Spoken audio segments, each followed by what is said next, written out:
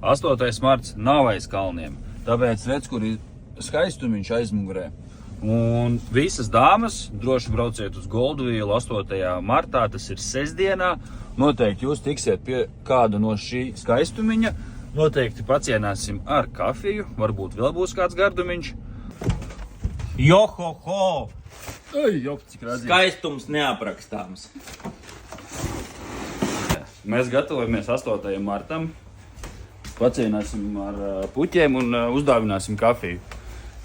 Ja gadījumā tevi tavs knars ir aizmirsis apsveikt, vai viņš ir, nezinu, ārzemēs, mīris vai vēl kaut kā citādi, iebrauc Goldvilā, noteikti tiksi apsveikt, un mums būs arī īpašais puķu pasniedzējs Ģirtiņš. Bet tas nebūs Māris, kuram mēs laikam droši vien, ka mēģināsim atrast sievu. Tā kā rītā visas brīvās dāmas, kuras grib iepazīties ar Ģirtu, vai vienkārši grib tikt apsveikts, droši brauc ciemos Goldvilu. Nu, jebkurā gadījumā arī tie visi sveiciens tiem neizlēmīgajiem domātājiem, tie, kur, teiksim, ir ienākuši pēc mašīnas un tagad domā, viņi konsultējās tur ar sievas mātes, sievu, suni, kaķi, arī jums sveiciens un varbūt pie kādas puķītes tiksiet.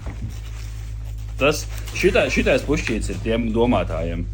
Šīs skaistās klupītes dāmām. Gribi būt sasveikta, brauc uz Goldvilu un būs īpašais arī sveicējs mums.